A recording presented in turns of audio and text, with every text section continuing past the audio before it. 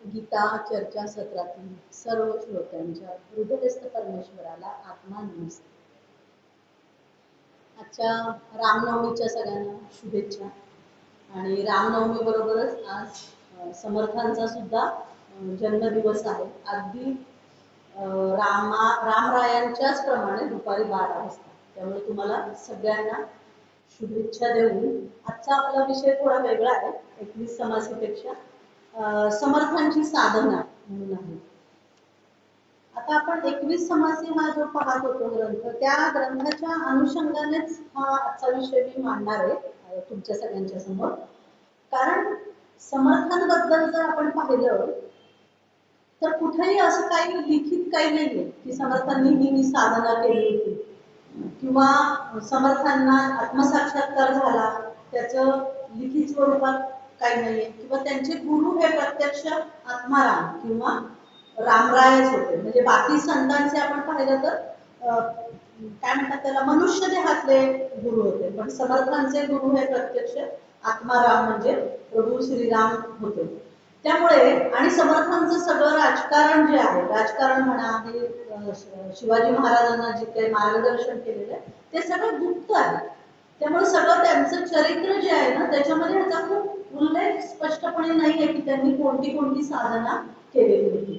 पण त्यांनी जे ग्रंथ लिहिलेले की शिष्यांना मार्गदर्शनात्मक, मग अंतर्भाव असेल, आत्माराम असेल किंवा 21 समासी असेल, तर त्या अनुषंगानेच आधी केले मग सांगितलं हे समर्थांचं ब्रीदवाक्य आहे की त्यांनी ते स्वतः केलेलं आहे आणि तो अनुभव घेऊन त्यांनी सगळ्या शिष्यांना सांगितलेला आहे. तो बेस धरून आपण समर्थांची साधना हा विषय आज म्हणजे चिंतन करणार आहोत, असं मला एक स्पष्ट करावयाला वाटतं. आणि समर्थांची साधना थोडी त्यांचा जो टाकळीमधला जो दिनक्रम आहे तो आपल्याला सगळ्यांना माहिती आहे, तो आपण पाहणार आहोत. आणि मग जुना दासबोधाच्या आधारे आपण हा विषय चिंतन करणार आहोत. आता एक अभंग आहे ना, शुद्ध बीजापोटी फळे रसाळ गोमटी. आता शुद्ध बीज म्हणजे कोण होतं तर सूर्याजी पंत आणि रामदेव हे समर्थांचे आई आणि वडील. आणि समर्थांचा जो आहे 24 पिढ्या आधी 24वा समर्थ आहे त्या वंश परंपरेत केलं तर. आणि सूर्याजी पंत जे आहेत ते सुद्धा सूर्योपासना करायचे, सूर्यनमस्कार घालायचे आणि रामोपासना तर त्या गाण्यामध्ये होतीच होती. त्यामुळे ते सूर्योपासना करायचे, त्यामुळे त्याच्यावर सूर्यनारायण प्रसन्न झाले आणि सूर्यनारायणांनी सूर्याजी पंतांना आशीर्वाद दिला. राम सीता लक्ष्मणाच्या मूर्ती दिल्या आणि त्या पूजेत ठेव असं सांगितलं आणि 2 वर दिले. एक म्हणजे तुला 2 पुत्र प्राप्त होतील. पहिला पुत्र म्हणजे गंगाधर पंत श्रेष्ठ जे समर्थांचे वडील बंधू आहेत, तर तो परमार्थात राहून म्हणजे काय जनक राजासारखा तो गृहस्थाश्रमी असून परमार्थ करेल. आणि दुसरा जो पुत्र आहे तो पूर्णपणे शुकासारखा वैराग्य धारण करेल आणि लोककल्याणाचं काम करेल, असं त्यांनी हे 2 वर दिले. आणि बरोबर राम जन्माच्या दिवशी दुपारी 12 वाजता, म्हणजे किती योगायोग आहे बघा ना, की जे गुरु आहेत समर्थांचे, म्हणजे आता श्रीराम जयराम जय जयराम, त्यातला पहिला श्रीराम म्हणजे दशरथ नंदन तो राम. दुसरा जयराम म्हणजे काय आहे तर सगुण राम, म्हणजे सगुण रूपात आपण तर सगुणाच्या आधारे निर्गुण पाविले निर्धारे, सगुणाचा आधार घेऊनच आपल्यासारख्या लोकांना निर्गुणापर्यंत पोहोचता येतं, असं समर्थांचं मार्गदर्शन 21 समासीत आहे आत्माराम. त्यामुळे जी सगुण राम भक्ती आहे तो जयराम आणि जय जय राम म्हणजे आत्माराम, जो समर्थांचा सद्गुरू आहे तो आत्माराम. अशा पद्धतीने ते श्रीराम जयराम जय जयराम या जो त्रयोदशाक्षरी मंत्र आहे त्या मंत्राचं आपण शास्त्रीय निरूपण पाहणार आहोत की त्या तो मंत्र जप केल्यामुळे काय होतं किंवा आपल्यामध्ये काय प्रक्रिया होते, की आपण डॉक्टर श्रीकृष्ण हे डॉक्टर जोशी केशव जोशी यांच्या पुस्तकाच्या आधाराने मी मांडण्याचा एक प्रयत्न करणार आहे समर्थांची साधना म्हणून. मग समर्थांचा जन्म आपण पाहिलं की रामनवमीच्या दिवशी दुपारी 12 वाजता झाला. अतिशय तीव्र बुद्धिमत्ता लहानपणापासून आणि अतिशय खोड असं होतं। आणि एके दिवशी आई म्हणते अरे तू चिंता कसं नाही वाटत, तू एवढ्या खोड्या करतो वगैरे। आणि मग तो म्हणतो, तो एका आडवणीच्या जागी जाऊन बसतो, नारायण, छोटा नारायण। आणि आई शोधत असते की कुठे गेला, आणि पाहते तर तेव्हा तिला ती आडवणीच्या जागेत दिसतात आणि म्हणते की तू इथं काय करतोयस नारायणा? तर तो म्हणतो आई मी चिंता करतो विश्वाची। म्हणजे इतक्या लहान वयापासून, कारण सूर्यदेवानी काय वर दिलेलं असतं की तुझा जो दुसरा पुत्र आहे हा वैराग्य धारण करेल आणि लोक उद्धाराचं काम करेल। त्याप्रमाणे चिंता करतो विश्वाची हे अतिशय लहान वयापासून समर्थांचं ठरवलेलं होतं की प्रपंच त्यांनी केला नाही तर चिंता किंवा प्रपंच कोणता केला तर संपूर्ण विश्वाचा केला। आणि समर्थांना रामाचा दृष्टांत 2 वेळा झालेला आहे, एक वयाच्या 11व्या वर्षी आणि एक टाकळीमध्ये, जेव्हा त्यांनी साधना केली, साक्षात्कार त्यांना झाला, तेव्हा त्यांनी आत्मारामाची आरती लिहिली। जेव्हा टाकळीमध्ये 12 वर्ष त्यांनी तप केलं, साधना केली, त्या साक्षात्काराचं त्या प्रतीक म्हणून किंवा त्या साक्षात्कारात स्फुरण झालेलं म्हणून त्यांनी आत्मारामांची आरती लिहिली। आता वयाच्या 11व्या वर्षी काय झालं होतं तर समर्थांचे वडील हे गोदावरी नदीवर स्नानासाठी किंवा स्नान करून पूजा करण्यासाठी म्हणून गेलेले होते। आणि तिथे भलं मोठा वानर द्रुतवेशात आला आणि समर्थांना बकोटीला मारला आणि घेऊन गेला। आणि मग गावातल्या सगळ्या लोकांनी पण पाहिलं होतं हे, आणि समर्थ पण खूप घाबरलेले होते। आणि मग नंतर लांब एका त्या वनामध्ये नेलं आणि एका शिबिकेमध्ये प्रभू रामचंद्र आणि सीता माता दोघेही बसलेले होते, हे समर्थांनी पाहिलं। आणि मग रामरायांनी जवळ घेतलं, घाबरलेले होते समर्थ, आणि जवळ घेऊन विचारलं की वडील कुठे आहेत? तेव्हा समर्थांनी सांगितलं की वडील नदीवर स्नानाला गेलेले। ठीक आहे म्हणाले, आणि त्यांना अहम ब्रह्मास्मीचा जो आपला अहम ब्रह्मास्मी हा जो उपदेश आहे तो रामरायांनी दिला। आणि त्यावेळेस त्यांना एक पत्र आणि एक बाण आपली नाममुद्रांकित केलेले असं समर्थांना दिलं। आणि हनुमंताला सांगितलं की ह्याला मी तुझ्या स्वाधीन करतो आहे आणि ह्याची रक्षण करण्याची जबाबदारी तुझी। आणि हनुमंत आपण पाहिलं चिरंजीव आहे, महाभारतात पण होते, रामायणापासून पण होते, चिरंजीव आहे। त्यामुळे तिथे समर्थ जे अतिशय 11 वर्षाचं वय, म्हणजे किती लहान होते, तर तिथे ते एकदम ह्या सगळ्या काय म्हणतात त्याला प्रसंगाने एकदम घाबरून गेल्यासारखे झाले होते। आणि तिथे त्यांची ध्यान मुद्रा लागलेली। आणि नंतर वडील आल्यावर वडिलांना कळलं की कोणीतरी वानर आलं आणि घेऊन गेलं म्हटल्यानंतर वडिलांनी त्या दिशेने जायला सुरुवात केली, शोधायला की असं कसं झालं म्हणून। आणि जेव्हा वडील तिथं आले तेव्हा त्यांनी हे सगळं पाहिलं। ते पत्र आता म्हणजे नाही ठेवलेलं कुठेही, त्यामुळे ते पत्र मिळालेलं नाहीये। आणि तो बाण असं घेऊन समर्थांना वडील घरी घेऊन आले। म्हणजे वयाच्या 11व्या वर्षी समर्थांना रामरायांचा दृष्टांत झाला होता।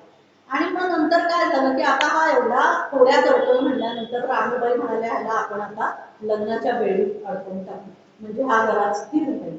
म्हणून रामबाईंनी त्यांचं लग्न करायचा घाट घातला। आणि मग लग्न म्हणजे तो पळून जायचा, काही लक्ष द्यायचं नाही नारायणाच्या। मग रामबाईंनी सांगितलं की ठीक आहे, अंतरपाठ घडेपर्यंत तू उभी राहा। आणि मग समर्थ उभे राहिले आणि सावधान म्हणल्यावर जे सावध झाले ते वयाच्या 12व्या वर्षी समर्थ तिथून निघून टाकळीला आले। जांभे बसून आसनगावला लग्न झालं, तिथून टाकळीला आले। आणि टाकळीला आल्यानंतर त्यांनी 12व्या वर्षी पहिल्यांदा 12 वर्ष साधना केली, म्हणजे तप केलं। तर त्यांचा जो काही तपाचरणाचा दिनक्रम होता तो कसा होता तर ते सकाळी सूर्योदयाच्या वेळेस उठायचे, तिथं गोदावरी आणि नंदिनी, म्हणजे आधी ते नाशिकला आले पंचवटीमध्ये, आणि त्यांनी पाहिलं की इथे खूप गर्दी आहे, इथं काही आपलं, आणि सगळेजण 12 वर्षाचं मूल त्याच्याकडे असे अचंबित होऊन पाहिजे की हा वरून पळून आलाय, ह्याला आई वडील नाही। तरुणाष्टकामध्ये ते सगळं वर्णन समर्थांच्या तुम्हाला पाहायला मिळेल की त्यांनी जे जे काही अनुभव घेतले जेव्हा नाशिकला किंवा टाकळीला आले तेव्हा, तर ते सगळ्याचं वर्णन करुणाष्टकामध्ये आणि त्याचं लवकर करुणाष्टकांचं सुरुवात होणाऱ्या व्याख्यानातच मला कळलेलं आहे. त्यामुळे त्याच्यामध्ये ते सगळे अनुभव तुम्हाला लक्षात येतील. आणि मग ते सगळे त्यांनी असं ठरवलं की नाही आपण एकांत ठिकाणी जायचं. आणि मग ते टाकळीला आले. टाकळीला गोदावरी आणि नंदिनीचा संगम आहे. त्या नंदिनी आणि गोदावरी संगमामध्ये समर्थ वय वर्ष 12 उभे राहायचे. सकाळी सूर्योदयाला आणि कमरेभर एवढ्या पाण्यात म्हणजे अखंड उभं राहून ते गायत्री पुरस्चरण करायचे. आणि गायत्री पुरस्चरण केल्यानंतर भिक्षा मागायला जायचे. माधुकरी म्हणायचं त्याला.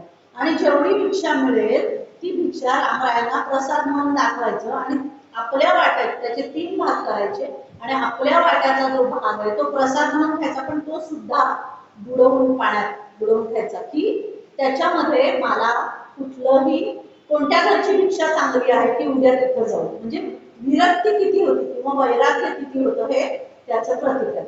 आणि मग तो प्रसाद म्हणून खायचे. दुपारी ते टाकळीतच काही वाचन करायचे, ग्रंथलेखन करायचे. समर्थ लिखित रामायण धुळ्याला समर्थ वाघदेवता मंदिरात आहे आणि मी ते प्रत्यक्ष पाहून आलेले आहे. त्यांच्या हस्तलिखितात म्हणजे रामायण खायचे, बाकी इतर ग्रंथांचं वाचन करायचे, काही लेखन करायचे. आणि संध्याकाळच्या सुमारास ते नाशिकमध्ये पंचवटीमध्ये जिथे कुठे सत्संग असेल, कीर्तन असेल तिथे ते जायचे आणि त्याचा म्हणजे त्यामध्ये ते काय म्हणतात त्याला समावेश घ्यायचे किंवा तिथं त्यांचा भाग असायचा. अशा प्रकारची त्यांची ती साधना होती. आणि ही साधना जेव्हा 12 वर्षाची झाली तेव्हा त्यांना रामरायांचं परत दर्शन झालं आणि आत्मसाक्षात्कार झाला तो. आणि मग त्याच्यानंतर ते ठरवलं की आता आपल्याला भारत भ्रमण करायचं. आणि मग टाकळीला त्यांना एक शिष्य मिळाला. त्याची पण कथा माहिती की दशपंचक गावातले जे कुलकर्णी आहेत त्यांची सून मुलगा गेल्यामुळे सती जायला निघाली आणि समर्थ तिथे ध्यानस्थ बसले होते. सती जाण्यापूर्वी आपण त्यांचं योगी आहेत त्यांचं नमस्कार करून त्यांचं दर्शन घेऊ म्हणून तिने नमस्कार केला आणि समर्थांनी आशीर्वाद दिला. अष्टपुत्र सौभाग्यवती भव. त्याबरोबर ती म्हणाली की तू हा या जन्माचा आशीर्वाद आहे का पुढच्या जन्माचा आहे. म्हणून समर्थांनी पाहिलं तेव्हा ते म्हणाले अरे काहीतरी आपली म्हणजे तो सतीचा हे होता त्यांच्या लक्षात आलं. आणि मग त्यांनी सांगितलं की हे रामरायांचा आशीर्वाद आहे. इदम न मम. कारण सगळे संत असंच म्हणतात ना की हे जे काही लेखन झालेलं आहे, जे काही आमच्याकडून तुम्हाला मार्गदर्शन शिष्यांना मिळत आहे हे आमचं नाही, आमच्या सद्गुरूंची कृपा आहे. आणि म्हणून त्यांनी तीर्थ शिंपडलं आणि ते जिवंत झाले. आणि त्याच्यानंतर मात्र समर्थ सगळ्यांना जयराम असा आशीर्वाद द्यायचे. म्हणजे कुणीही नमस्कार केला तर त्यावेळेस त्यांचा जो भाव आहे समर्थांचा तो की हा सगळा भार जो आहे तो माझ्या रामरायांवर पडला आणि त्यामुळे त्या माणसाला मला जिवंत करावं लागलं. आणि मग त्या पती पत्नींना जो पहिला मुलगा झाला तो शिवराम, त्याचं नाव पहिलं शिवराम आणि पुढे तो समर्थांचा पहिला शिष्य उद्धव म्हणून झाला. आणि तो जुना दासबोध जो आहे तो उद्धवाला समोर घेऊन 12 ते 24 वर्षामध्ये समर्थांनी उद्धवाला आध्यात्मिक मार्गावर प्रगती करण्यासाठी म्हणून लिहिलेला ग्रंथ आहे. आणि त्या ग्रंथाच्या आधारेच आपण समर्थांची साधना हा विषय समजून घेणार आहोत. तर समर्थांचा जो जुना दासबोध आहे 21 समस्या आहेत त्याच्यामध्ये समर्थ काय सांगतात की स्मरण हे स्थूल साधन म्हणजे नामस्मरण. आता कलियुगात सगळे संत सांगतात, गोंदवलेकर महाराज पण सांगतात की सगळ्यात सोपा मार्ग म्हणजे कलियुगातला नामस्मरण हा मार्ग आहे. त्यामुळे समर्थ पण तसंच सांगतात. आणि समर्थ सांगतात की राम राम राम सर्वही म्हणती कोणी न जाणती आत्माराम. राम तो कालचा सुत दशरथाचा अनंत युगींचा आत्माराम. म्हणजे आपण आता जे म्हणलं ना श्रीराम जय राम जय जय राम त्याचंच वर्णन आहे की राम तो कालचा सुत दशरथाचा. पहिला जो श्रीराम आहे तो दशरथाचा मुलगा हा राम. आणि अनंत युगींचा आत्माराम शेवटचा जो जयराम जो आहे तो म्हणजे आत्माराम समर्थांचा स्वतःचे सद्गुरू असलेले जे राम आहेत ते तो राम. मग हा जो ग्रंथ आहे या ग्रंथाचं सार कशात आहे तर नामस्मरणात आहे. आणि त्या ग्रंथामध्ये समर्थांनी त्रयोदशाक्षरी श्रीराम जय जय राम हा मंत्र उघड केलेला आहे हे आपण पाहिलं 15व्या समासामध्ये. आणि मग आता ते नामस्मरण कसं करावं हे त्याच 15व्या समासात सांगितलेलं आहे. त्या काही ओव्या पाहिजे आणि मग आपल्याला समर्थांची साधना याच्यावर चिंतन करायचं. तर एक नेम करावा आणि तसा जप करावा असं समर्थ सांगतात. श्रीराम जय राम जय जय राम ऐसा काही एक करून या नेम जप की जे तेने आत्मा राम जोडेल नियम. म्हणजे हा त्रयोदशकशारी जो मी जप दिलेला आहे तो समर्थांनी अखंड केलेला आहे. म्हणजे थोडासा गायत्री पुरस्चरण केलं का श्रीराम जय जय राम ह्या मंत्राचं उच्चारण पुरस्चरण केलं याबाबत वाद आहे. पण त्याबाबत समर्थ अवतारमध्ये नानासाहेब देवांनी स्पष्ट सांगितलेलं आहे की समर्थांनी गायत्री पुरस्चरण केलेलं आहे, आधाराने सांगितलेलं आहे, संदर्भाने सांगितलेलं आहे. आणि श्रीराम जय जय राम हा अखंड जप ते करत असत असं त्यांनी स्पष्ट केलेलं आहे. जप की जे तेने आत्मा राम जोडेल नियम. म्हणजे समर्थ काय सांगतात त्याच्यामध्ये साधनेचा मार्ग सांगतात की जप केलेला कोणास करून द्यायचा नाही. आणि तो कुठं करायचा आहे? मनातल्या मनात. का करायचंय ते आपण पाहणार आहोत. मन म्हणजे काय, चित्त म्हणजे काय, अंतःकरण चतुष्ट म्हणजे काय, थोडस मी माझ्या पद्धतीने सोपा करण्याचा एक प्रयत्न करणार आहे. त्या पद्धतीने आपण ती साधना कशी करायची पाहायचंय. जप केलेला समर्थ सांगतात की कोणाला कळून द्यायचा नाही, तो मनातल्या मनात करायचा. आपण पाहिलेलं आहे की आपल्याला जो काही अनुभव आलेला आहे तो कोणालाही सांगायचा नाही, नाहीतर तो अनुभव परत येत नाही असं समर्थांनी जुन्या दासबोधामध्ये स्पष्ट सांगितलेलं आहे. मग आता जप करता करता काय होतं? आळस येतो. पहिल्यांदा आपण जपाला सुरुवात केली की आपल्याला जांभळ्या येतात, आपल्याला आळस यायला लागतो आणि ती माळ कुठे पडते कळत नाही ना आपला डोळा कधी लागतो कळत नाही. तर जप करता करता पहिल्यांदा आळस येतो. मग काय येतात? विकल्प येतात, शंका येतात की अरे हे करतोय आपण बरोबर करतोय का. इतक्या नाना शंका असतात. आपल्यालाच विचार करून बघा की आपण करतोय मग हा आपल्याला तसा सांगता. आता परवाच मला एक मैत्रीण भेटली, ती म्हणाली तू हे राम असं म्हण, म्हणजे आतमध्ये आतमध्ये आतमध्ये म्हणायचं. म्हणजे प्रत्येक जण आपापलं काहीतरी एक काढतो तत्व, त्याप्रमाणे तो सांगतो. आणि युट्यूबवर तर काय आता सध्या प्रचंड म्हणजे काय आपण ऐकावं आणि काय ऐकू नये याचा विवेक करणं हे गरजेचं आहे. त्यामुळे एवढं रोज काहीतरी तोडगे सांगत असतात, असा जप करा तसा जप करा.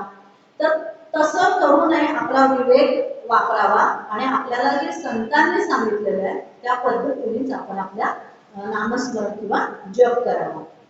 मग तो जप करता करता असे विकल्प येतात. ह्या युट्यूबवर हे सांगितलेलं आहे, ह्या युट्यूबवर हे सांगितलेलं आहे, मग आपण हा करायचा का हा करायचा. मग कोणीतरी सांगतो हा शीघ्र फलदायी आहे, मग आपण हा सोडतो आणि तो करायला. हे संकल्प विकल्पच आहेत ना. केलेला संकल्प टाकायचा, दुसरा संकल्प करायचा. मग काय ते विवेकानंदांची गोष्ट आहे की नाही, एका माणसाला सांगतात ते की तो जातो त्यांच्याकडे आणि म्हणतो मला विहीर खणायची. आणि मग ठीक आहे म्हणे तू 100 वेळा असे खड्डे खणत खणत जा म्हणजे तुला पाणी लागेल. ठीक आहे म्हणतो. तो एके ठिकाणी एक खड्डा करतो, दुसऱ्या ठिकाणी दुसरा, असे 100 खड्डे करतो आणि नंतर त्याला काही पाणी लागत नाही. परत येतो विवेकानंदांकडे आणि ते म्हणतात की तू कसं खणलंय पाहूयात सांग मला. ते म्हणतात नाही मी इथं एक खड्डा केला, इथं एक खड्डा केला. ते म्हणतात अरे तुला असं नव्हतं सांगितलेलं मी. तसं आपलं होतं संकल्प विकल्प. आज युट्यूबनी हे सांगितलंय का, चला असा जप करू. उद्या हे सांगितलंय का, असा जप करू. नाही, मी हे का सांगायचा प्रयत्न करते की त्या साधनेमध्ये हे सांगितलेलं आहे की एकच केलं तर दृढता मनात कशी येते त्याच्यासाठी. आणि मग त्यामुळे त्या माणसाला काही पाणी लागत नाही. कारण पाणी लागणं हे त्याचं ध्येय होतं, पण ते साध्य नाही झालं तर 100 ठिकाणी त्यांनी खड्डे खड्डे आणले.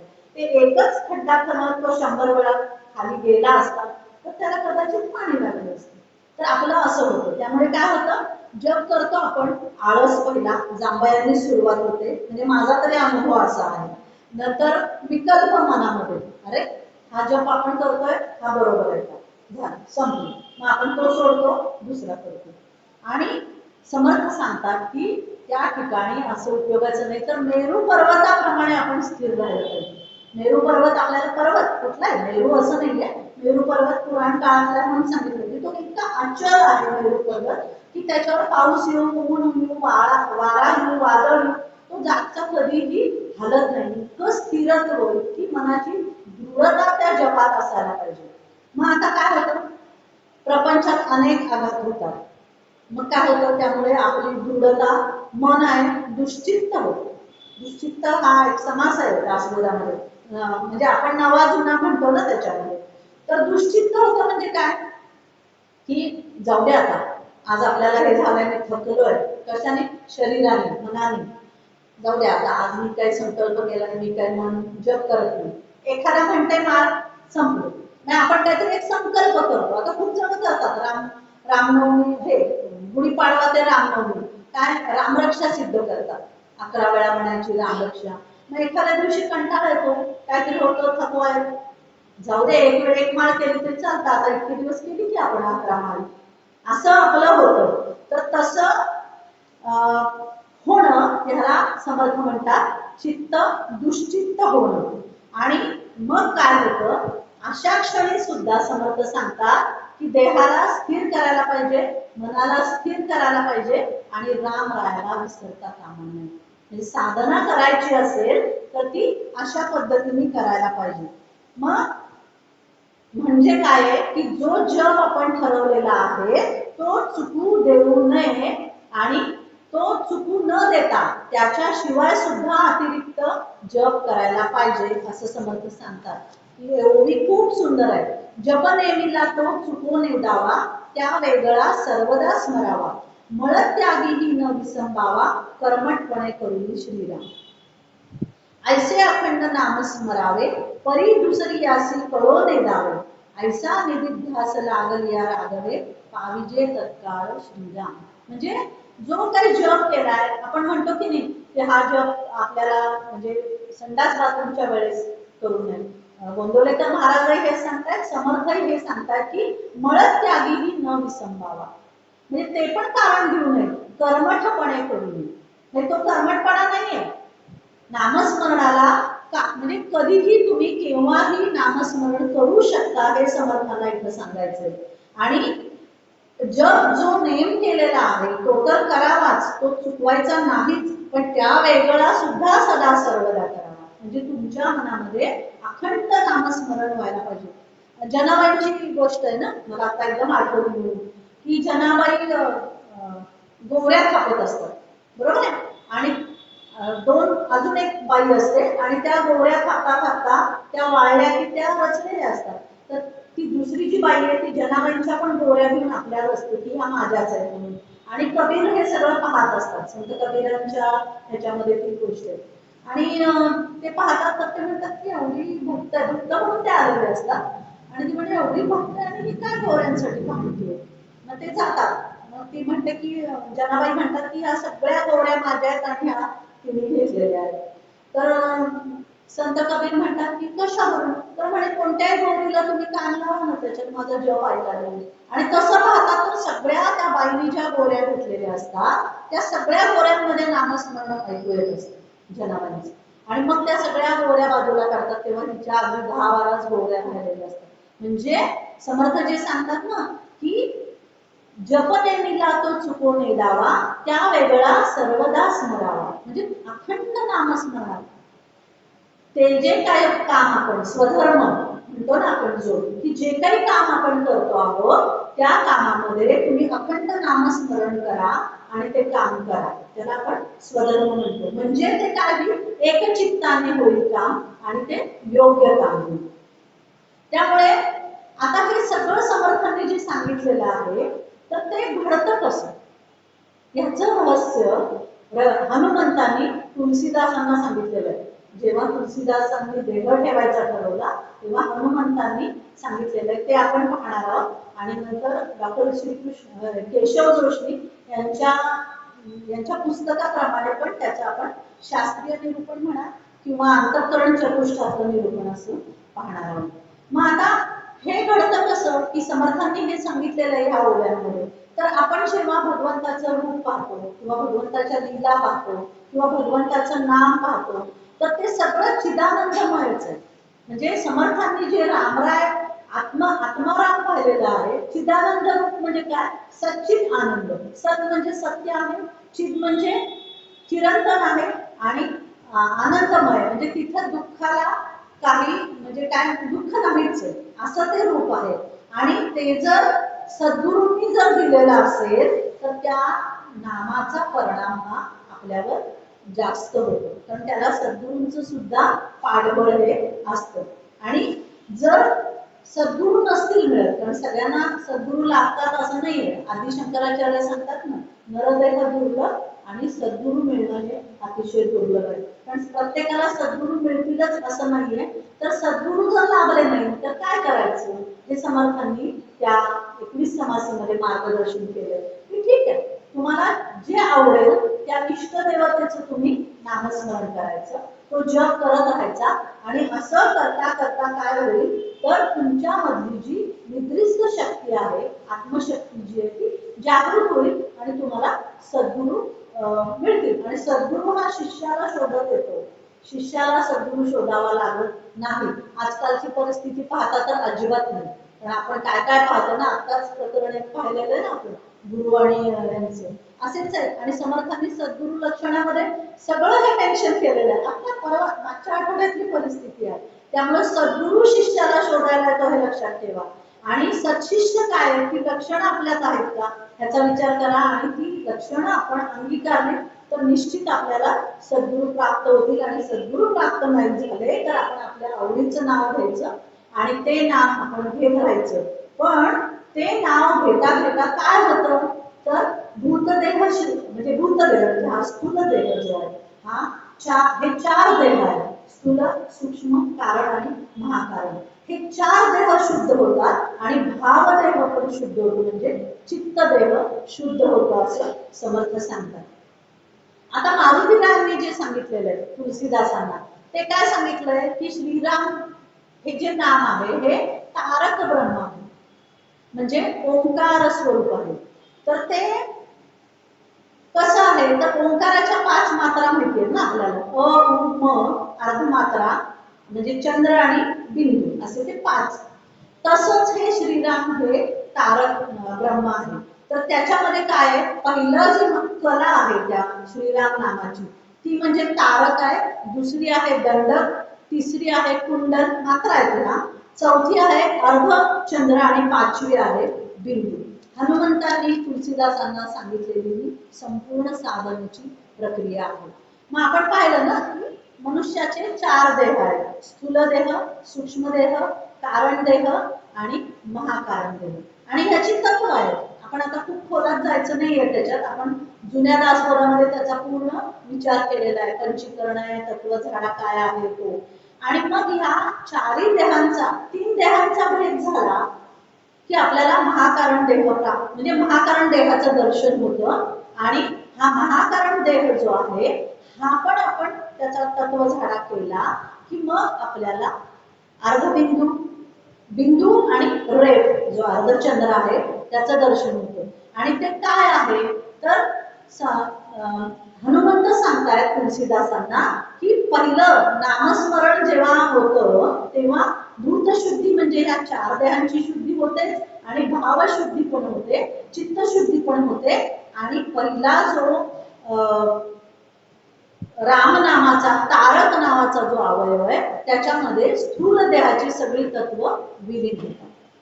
आता परत आपण नामस्मरण करायला लागलो अखंडितपणे, तर मग काय होतं, ह्या तारक देह जो आहे तो दंडक नावाचा जो राम नामाचा अवयव आहे त्याच्यात विलीन होतो. म्हणजे आपला सूक्ष्म देह पण, स्थूल देह पण विलीन झाला, सूक्ष्म देह पण विलीन झाला. आणि मग नंतर काय होतं, अजून आपण साधना करायला लागतो तेव्हा कारण देहाची जी तत्व आहे ती कुंडल देहात विलीन होतात. म्हणजे ओंकाराच्या ज्या मात्रा आहेत ना, अ उ म, अकार उकार मकार आणि अर्ध मात्रा म्हणतो आपण की बिंदू आणि रेफ, म्हणजे जो ओंकाराचा जो अर्ध हे असतो ना त्याला रेफ म्हणतात. आणि मग या कारण देहाची सगळी तत्व जेव्हा या कुंडल देहात विलीन होतात त्याच्याबरोबर काय होतं तर तारक आणि दंडक हे दोन्हीही देह विलीन होतात. म्हणजे काय होतात तत्व झाडा, हा जो पंचीकरण आणि तत्व झाडा हा जो विचार आहे हा मांडलेला आहे. आपल्याला 1 तासामध्ये हा विषय घेता येणार नाहीये, म्हणून मी थोडासा आणि आपला 21 समासीचा अभ्यास झालेला आहे. आणि मग उरतो कोणता, तर तो महाकारण देह. हा देह काय असतो, शुद्ध असतो. पण हा देह जो आहे हा शुद्ध जरी असला, म्हणजे आपण 4 अवस्था पाहिलेल्या आहेत, जागृती, स्वप्न, सुषुप्ती आणि तुर्या. तुर्या अवस्था जो आहे तो हा महाकारण देह आहे. आणि त्याच्यामध्ये काय असतं की अज्ञानाचाच तो आहे, तर तिथं सूक्ष्म अहंकार असतो की मी हे सगळं पाहिलेलं आहे. आणि मग हा जो महाकारण देह आहे हा राम नामाची जी अर्धचंद्र नावाची कला आहे किंवा अवयव आहे त्याच्यामध्ये तो लीन होतो. आणि मग इथपर्यंत सगळा मायेचा खेळ आहे असं समर्थांनी सांगितलेलं आहे 21 समासीमध्ये. ही साधना आहे. मायेचा म्हणजे काय, तर इथं जी आता राहिलं काय, बिंदू आणि रेख. त्यातला बिंदू म्हणजे जानकी आहे की जी मूळ माया आहे. आणि मूळ मायेचा आधार धरूनच आपल्याला रेख म्हणजे श्रीरामांपर्यंत पोहोचायचं आहे, अशी साधना समर्थांनी सांगितलेली आहे. म्हणजे तत्व झाडा नावाची जी साधना आहे, स्थूल देहाचे तत्व, सूक्ष्म देहाचे तत्व, कारण देहाचे तत्व आणि महाकारण देहाचे तत्व हे संपूर्ण झाडणे म्हणजे त्याचा लय करणे. आणि आपण एक समास पाहिला होता, मी पण निरसन. मी पण म्हणजे 2 प्रकारचा मी असतो, एक म्हणजे खरा मी आणि एक म्हणजे खोटा मी. खरा मी म्हणजे जो मी आहे, अहम ब्रह्मास्मी, मी म्हणजे ते आत्मतत्व आहे, तो मी खरा मी. आणि खोटा मी म्हणजे शरीर आहे. त्यालाच आपण देहबुद्धी आणि आत्मबुद्धी म्हणलेली आहे. थोडस मी पटापट जाते पुढे 21 समासीचे. देहबुद्धी म्हणजे काय, देह म्हणजेच कर्ता मानणे. आणि आत्मबुद्धी म्हणजे काय, तर मी करता नाहीये, माझ्यामध्ये जे चैतन्य आहे, जो आत्मा आहे, ते तो सगळं घडवून आणतंय हे मान्य करणे, याची जाणीव होणे, याला आपण म्हणतो आत्मबुद्धी. आणि समर्थांनी हीच साधना सांगितली आहे की देहबुद्धी ते आत्मबुद्धीचा प्रवास करतात. आणि मग ही सगळी झाली साधना. महाकारण देह हा जो आहे मायेचा, हा सुद्धा जेव्हा त्या अर्धचंद्रामध्ये लीन होतो तेव्हा राहतो फक्त बिंदू आणि रेख, म्हणजे जानकी आणि श्रीराम, असं हनुमंत तुलसीदासांना सांगतात. आणि मग अर्धचंद्रानंतर पूर्णपणे आत्मसाक्षात्कार होतो. आणि ह्याचा अनुभव समर्थांनी टाकळीच्या साधनेमध्ये घेतलेला आहे. साधना काय केली याचा कुठेही उल्लेख नाही, पण ह्या ग्रंथाच्या आधाराने आधी केले मग सांगितले, या प्रकारे समर्थांनी अशी साधना केली आणि त्यांना आत्मसाक्षात्कार झाला असं आपण म्हणू शकतो. आणि आता आपण ह्या आत्मसाक्षात्काराची जी प्रक्रिया आहे, डॉक्टर जोशी, केशव जोशींनी लिहिलेली आहे, ती म्हणजे काय हे पाहूया. मग साधना आवश्यकता आहे. साधना म्हणजे काय, तर भावनायुक्त स्मृती. मग स्मृती म्हणजे काय, मग ती भगवत स्मृतीच असायला पाहिजे. त्याच्यामध्ये गौतम बुद्धांचं पण तत्वज्ञान आहे थोडं, की सम्यक स्मृती म्हणजे जी उचित आहे, भगवंताच्या नामाची स्मृती आहे, ती स्मृती असेल तर चित्त शुद्ध होतं, हे गौतम बुद्धांचं पण तत्वज्ञान आहे. आणि मग या स्मृतींचा स्मृती कशातून निर्माण होतात, तर श्रद्धेतून निर्माण होतात. मग श्रद्धा म्हणजे काय, ऊर्जेचा उगम आहे. मग ऊर्जा श्रद्धा कशाची असली पाहिजे, तर सत्याची असली पाहिजे, त्याची ओढ असली पाहिजे, त्याच्या ध्येयाबद्दल खात्री असली पाहिजे, त्याच्या देहाबद्दल गाढ विश्वास असला पाहिजे, म्हणजे श्रद्धा. मग स्मृती म्हणजे काय, श्रद्धेचं महत्व काय, त्याच्यानंतर साधना म्हणजे काय, हे सगळं समर्थांनी त्या 21 समासी ह्याच्यात सांगितलेलं आहे. आणि ती सगळी प्रक्रिया डॉक्टर केशव जोशींनी आपल्याला त्या ह्याच्यात सांगितली आहे. मग श्रद्धा म्हणजे काय, तर साधकाला ध्येयाची दिशा दाखवते श्रद्धा. मग साधना म्हणजे काय, जी काही दिशा दाखवलेली आहे त्या दिशेने चालण्याची क्रिया साधना म्हणजे, किंवा अभ्यास किंवा सराव. समर्थांनी काय सांगितलंय की मी हा 13 अक्षरी श्रीराम जयराम जय जयराम हा मी उघड केलेला आहे, राम नामाचा जप, आणि तो अखंडित करावा, नेमाने करावा, तो चुकून द्यायचा नाही, हे समर्थांनी सांगितलेलं आहे साधनेमध्ये. मग तो अखंडित करावा, त्याच्या व्यतिरिक्त करावा, आणि तो कुणालाही न सांगता, म्हणजे तो कोणत्या 4 वाण्या आहेत माहितीये ना आपल्याला, परा, पश्यंती, मध्यमा, हे परा, पश्यंती, मध्यमा आणि वैखरी, ह्या 4 वाण्या आहेत. या म्हणजे तो वैखरी नाही करावा, सुरुवातीला करावा. का नाही करावा आपण पुढे पाहणार आहोत की वैखरी वाणीने नाही करावा. मग वैखरी ते मध्यमा, मग तो हळूहळू हळू साधना करत ठरवून दिलेल्या वेळेला केला तर तो वैखरीचा मध्यमेमध्ये होणार. म्हणजे काय आपल्या त्याच्यापेक्षा सूक्ष्म भावात आपण जाणार. स्थूल आहे ना वैखरी वाणी ही, आपण हे सगळं पाहिलेलं आहे, मी फक्त त्याची उजळणी करते आहे. आणि मग तो मध्यमेमध्ये आला की तो पश्यंतीमध्ये येणार, की त्याच्यापेक्षा सूक्ष्म आहे. म्हणजे साधना करताना स्थूल ते सूक्ष्म अशी साधना करायला पाहिजे असं समर्थांनी सांगितलं. आणि मग त्या पश्यंती नंतर परावाणी, म्हणजे जिथून आपले कोणतेही विचार निर्माण होतात ते कुठून होतात, त्याचं स्फुरण आहे हे परावाणीत होतं. मग गौतम बुद्धांचं तत्वज्ञान काय सांगतं की आपले सम्यक स्मृती असायला पाहिजे. म्हणजे विचार आपले कसे पाहिजे तर ईश्वराचे विचार असले पाहिजे. साधना म्हणजे काय, आपण आयुष्यभर आपण करतोय ती काय, बाह्य साधनाच करतोय प्रत्येक जण. आपण बघा ना काय करतो, आपल्या इंद्रियांना जे दृश्य दिसतंय त्या दृश्य जगाच्या मागे धावायची साधना करतो, त्याच्यासाठी हवेत ते प्रयत्न करतो.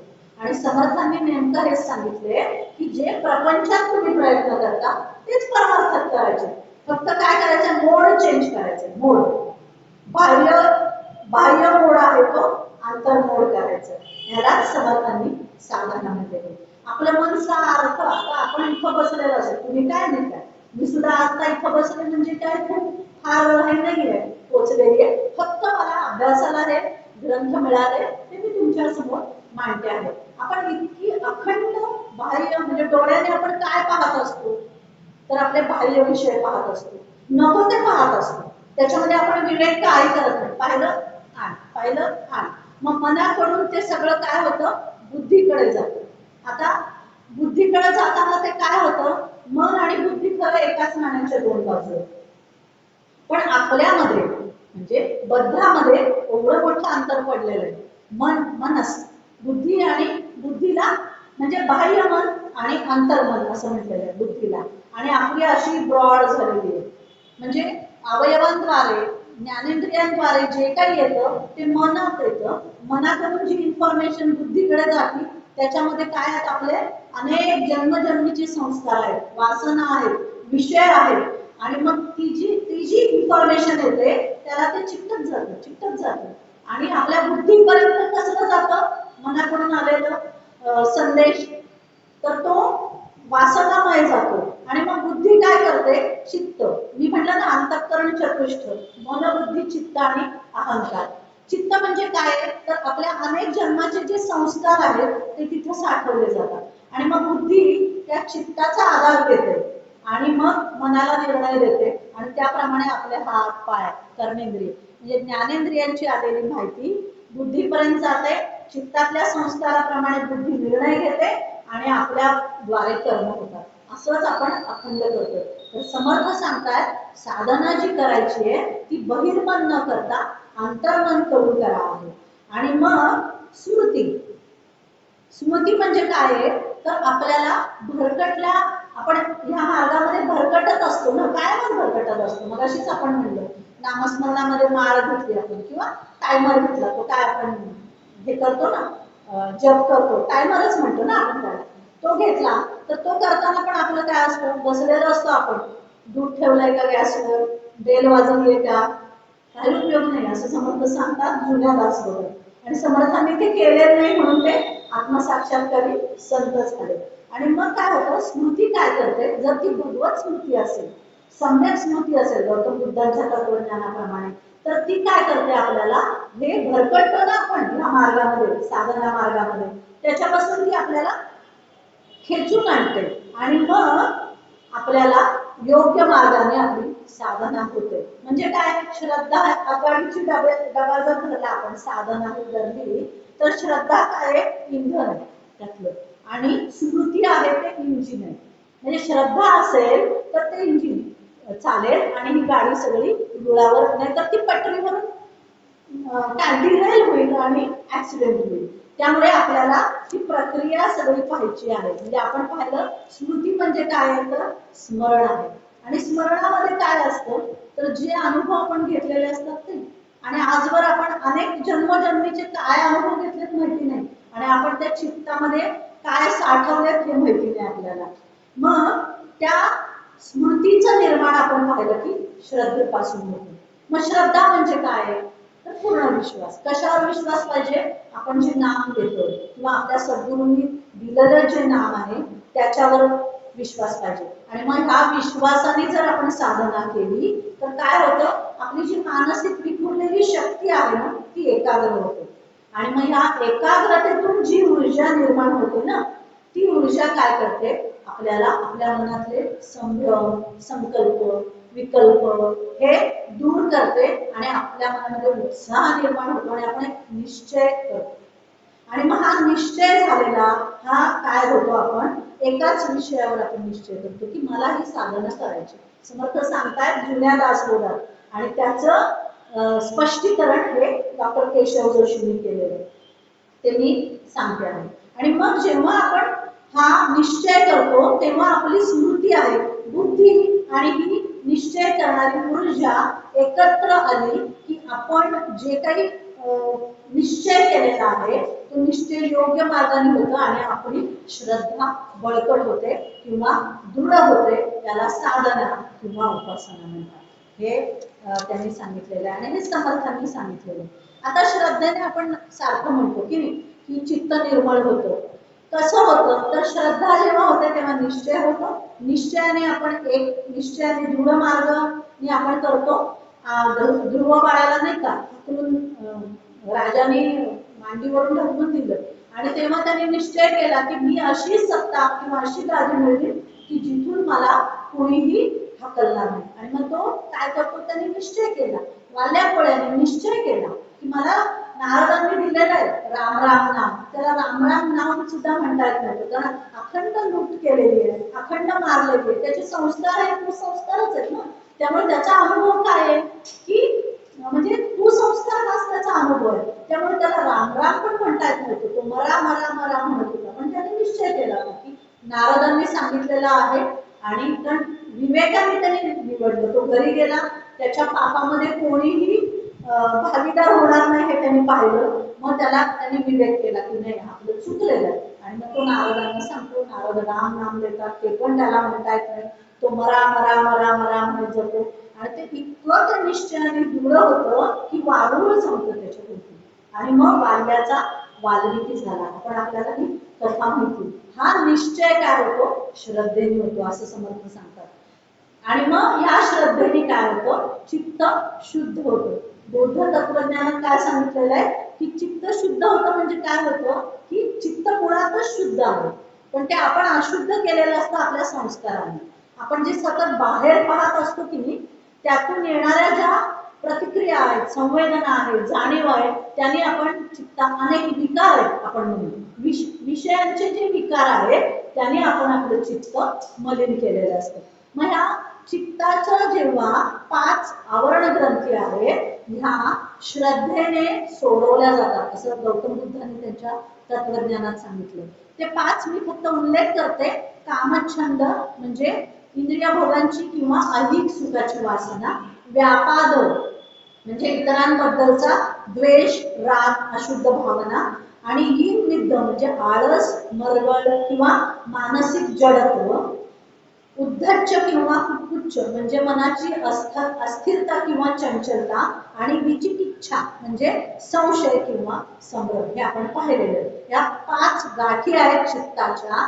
ह्या काय होतात तर श्रद्धेने या एक एक एक एक एक एक सुटत जातात आणि चित्त शुद्ध होतं. आणि त्या चित्त शुद्ध झालेल्या चित्तामध्ये आपण ज्या इष्ट देवतेचं नाम घेतो त्याचं प्रतिबिंब पडतं, म्हणजे आपण म्हणतो दर्शन झालं. असं समर्थांना दर्शन झालेलं असावं असं 21 समासी या ग्रंथ खूप आहे. म्हणजे बाकी पण ग्रंथामध्ये हे पाहिलं तर गाभा हाच आहे. आणि मग काय होतं की सम्यक स्मृती ज्या म्हणून आपण ठेवायच्या. म्हणजे काय करायचं, मन बाहेर धावतंय त्याला आतमध्ये आणायचं.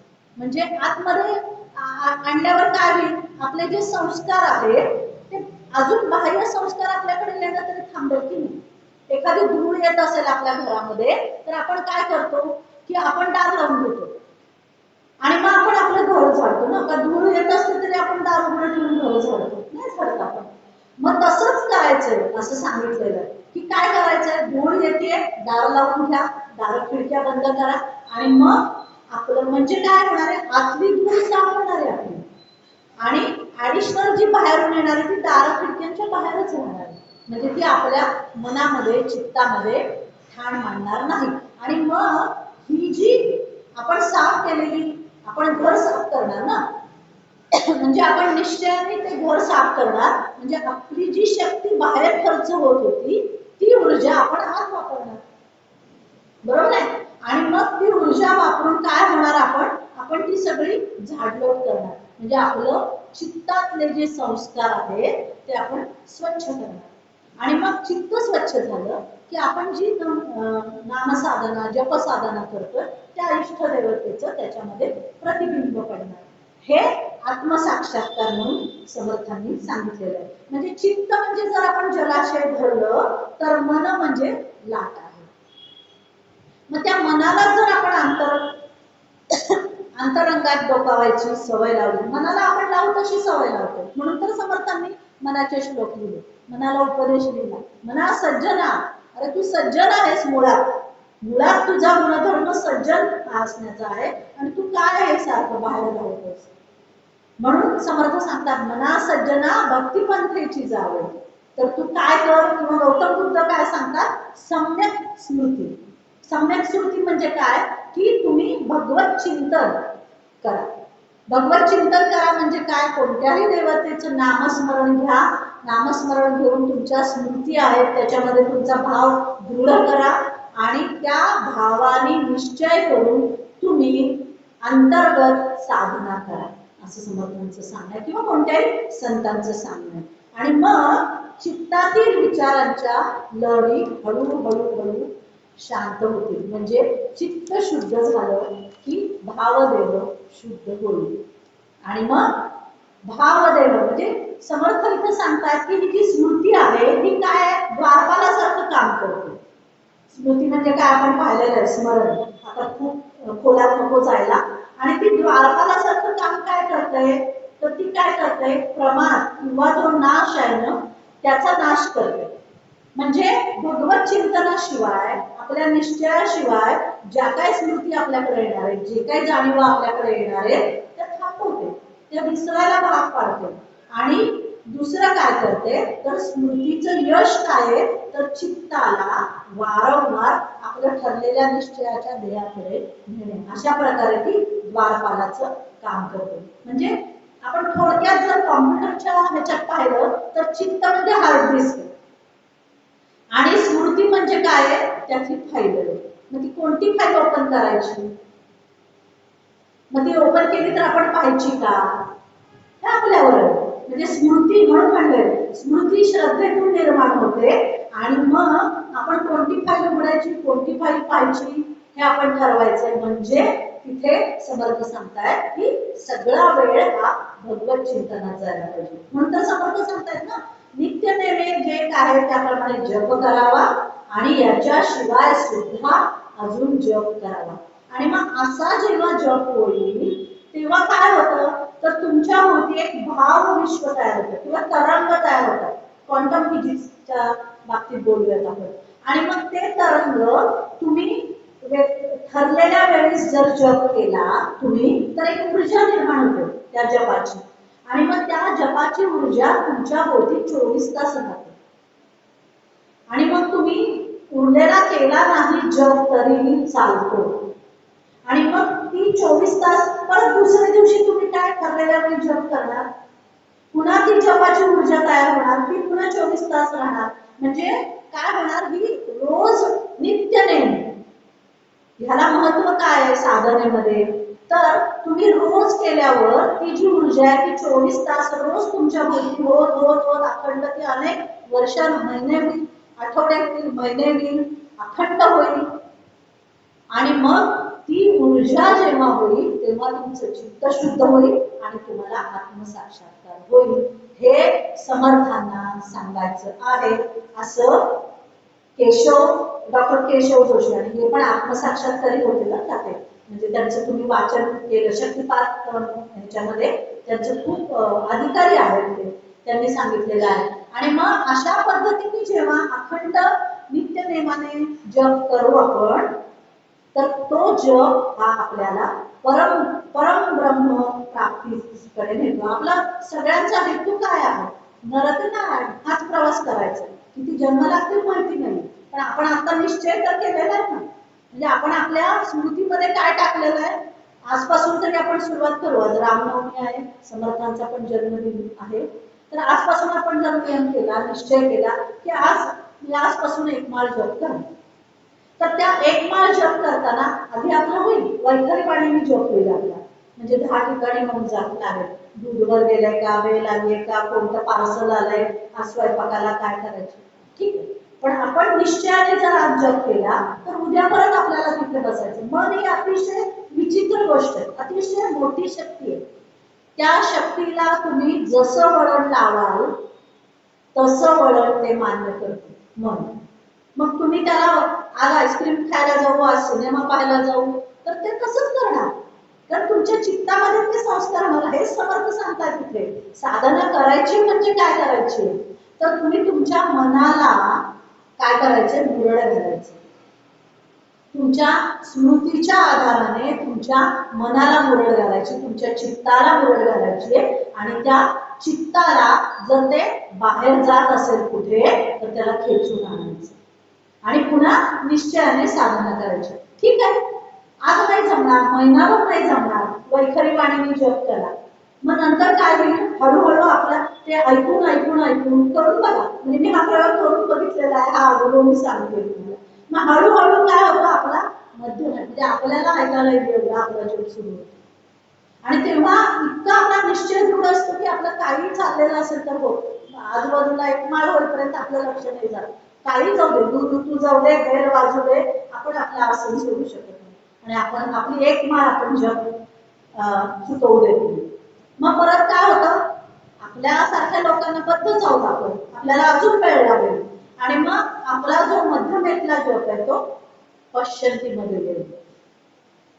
मग पश्चंतीमध्ये काय होईल, तो आपला आपण हळूहळू मनातल्या मनात करायला लागेल, तो आपल्याला पण ऐकायला येणार नाही. आणि मग पश्चंतीचा जप परेमध्ये गेलो आणि परेमध्ये स्फुरण जे आहे आपलं तिथपर्यंत आलं की हे शुद्ध झालं की आपले विचार शुद्ध होतील. कारण वैखरीमध्ये जो आपण शब्द बोलतो त्याचं स्फुरण परेत आहे. आणि परेला साथ कशाची, आपल्या चित्तातल्या संस्काराची. लक्षात येत आहे का सगळे साधनेचं. आणि मग जर परावाणीपर्यंत आपण तो जप नेला तर परावाणीपर्यंत आपण पोहोचल्यावर आपले विचार पण बदलणार आहेत. म्हणजे एक क्वांटम फिजिक्स प्रमाणे सांगायला गेलं तर आता आपण जो विचार करतोय, आपला विचार म्हणजे ऊर्जा आहे, बरोबर आहे. आता आपल्या मनात आलेला विचार ही ऊर्जा ब्रह्मांडात जाणार, कारण ब्रह्मांड आणि पिंड हे सतत देवाणघेवाण सुरू असते आपल्या ब्रह्मरंध्रापासून, हे तर माहिती ना तुम्हाला सगळं.